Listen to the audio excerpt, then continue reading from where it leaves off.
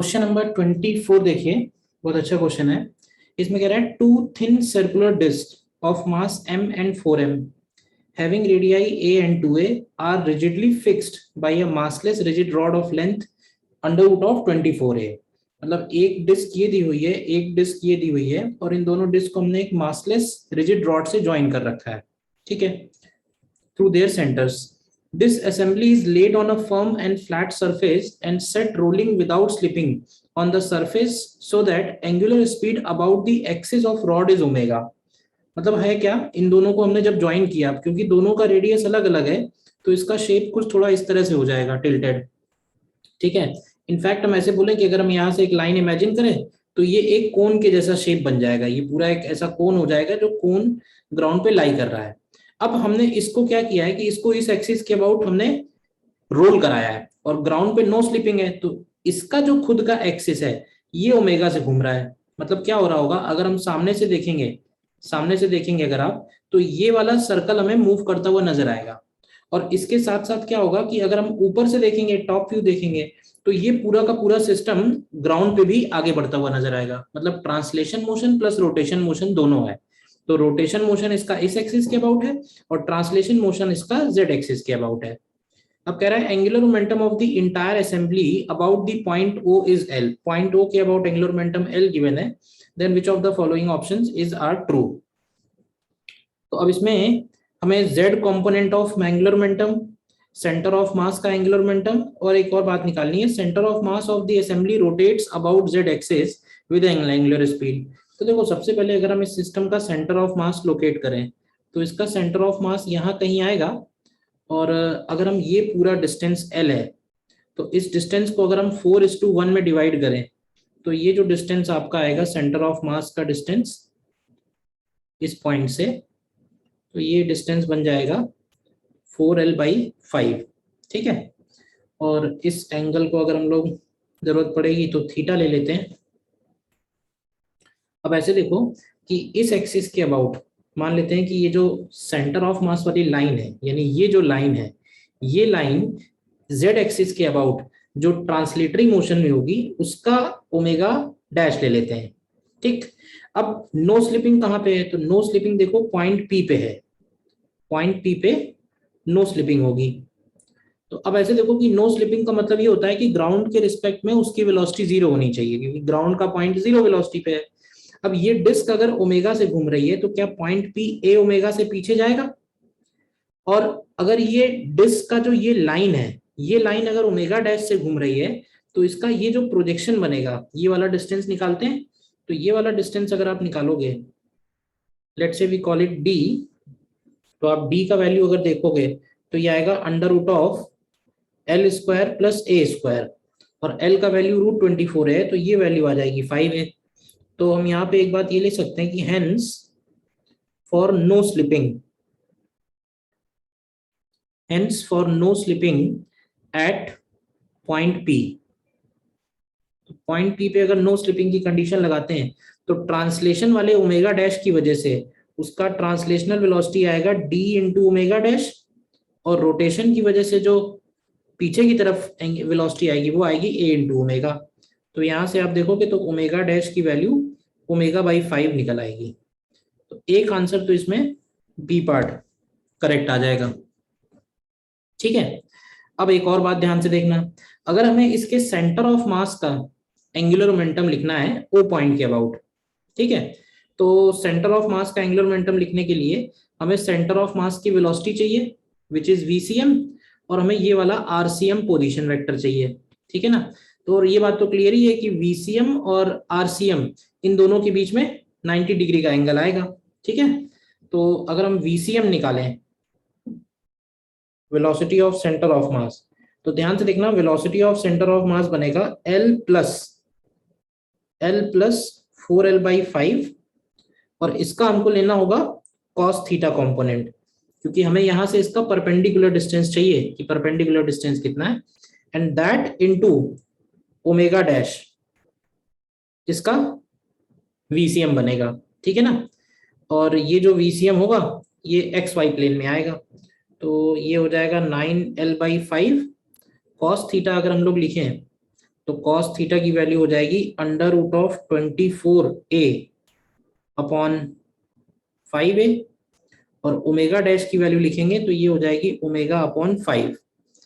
तो यहां से देखो ये फाइनली क्या बनेगा, ये आ जाएगा 9 अंडर रूट ऑफ 24, ठीक है, और एल ओमेगा और अपॉन 125, ये इसका वीसीएम आएगा। डायरेक्शन मैं नहीं लिख रहा हूँ, डायरेक्शन उसका ऐसे समझ लो कि इस वक्त अंदर की तरफ होगा, इनसाइड द प्लेन, ठीक। आरसीएम अगर लिखे हम लोग तो आरसीएम की वैल्यू सीधे सीधे हो जाएगी एल प्लस 4l/5 वेक्टर बनेगा। तो अगर हम आरसीएम को वेक्टर फॉर्म में लिखेंगे, वेक्टर फॉर्म में जरूरत नहीं है, हम खाली मैग्नीट्यूड लिख देते हैं, तो मैग्नीट्यूड इसका यही हो जाएगा 9l/5 आरसीएम, और वीसीएम और आरसीएम दोनों परपेंडिकुलर होंगे, ठीक है। वेक्टर फॉर्म में भी हमें निकालना है, तो एक काम करते हैं, वेक्टर फॉर्म में लिख ही लेते हैं। तो हम इसको ऐसे एज्यूम करते हैं कि सपोज वाई एक्सिस अंदर की तरफ है और एक्स एक्सिस इधर की तरफ है, तो इसके हिसाब से जेड एक्सिस ऊपर की तरफ आ जाएगी। तो देखना जरा, अगर वाई एक्सिस अंदर की तरफ है तो ये वेलोसिटी इसकी माइनस जे कैप हो जाएगी, और आर वेक्टर को अगर हम लोग लिखेंगे तो ये बनेगा कॉस थीटा आई कैप और माइनस साइन थीटा, या इनफैक्ट साइन थीटा के कैप। देखिए ध्यान से आर के वेक्टर, तो ये आ जाएगा 9l/5 ब्रैकेट कॉस थीटा आई कैप प्लस साइन थीटा के कैप। थीटा की वैल्यू हमको मालूम है, और अगर हम एंगुलर मोमेंटम लिखना चाहते हैं सेंटर ऑफ मास का ओ पॉइंट के अबाउट, तो ये बन जाएगा m into R C M cross V C M. अब अगर हम मास लिखेंगे तो एक का मास m है, एक का मास 4m है, तो मास हो जाएगा ये 5m। अब अगर हम इन दोनों का क्रॉस प्रोडक्ट लेते हैं तो i क्रॉस माइनस जे करेंगे तो माइनस के आएगा, और k क्रॉस जे करेंगे, k क्रॉस माइनस जे करेंगे तो ये i आ जाएगा। तो यहाँ से जो वैल्यू मिलेगी हमको, तो इसमें 9l/5 बाहर आ जाएगा, और 9 √24 एल ओमेगा अपॉन 125 और बाहर कर लो। अब कॉस आई क्रॉस जे के होता है, आई क्रॉस जाए माइनस जे माइनस के हो जाएगा, ये हो जाएगा माइनस ऑफ कॉस थीटा के कैप और plus of sine theta I cap. अब इसमें अगर आप देखोगे तो इसमें के कैप कंपोनेंट भी है और इसमें आई कैप कंपोनेंट भी है। तो इसमें आर सी एम क्रॉस एक कंपोनेंट इसमें R C M cross Z axis के लॉन्ग भी आ रहा है, और एक कंपोनेंट इसमें एक्स एक्सिस के लॉन्ग भी आ रहा है।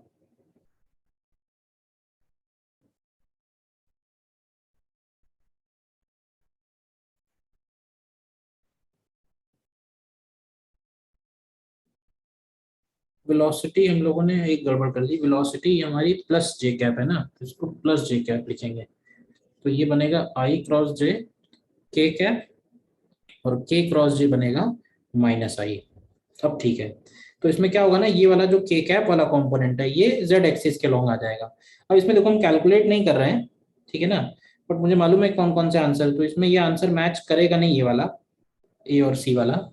तो मैग्नीट्यूड ऑफ जेड कंपोनेंट अगर हम लोग निकालेंगे इसमें, तो ये तो हो गया सेंटर ऑफ मास का एंगुलर मोमेंटम पॉइंट ओ के अबाउट, कंप्लीट एंगुलर मोमेंटम है, ठीक। इसके बाद कह रहा है magnitude of angular momentum of assembly about centre of मास, मतलब अगर हमारा ऑब्जर्वर इस सेंटर ऑफ मास पे बैठ जाएगा तो उसको सिर्फ प्योर रोटेशन वाला नजर आएगा।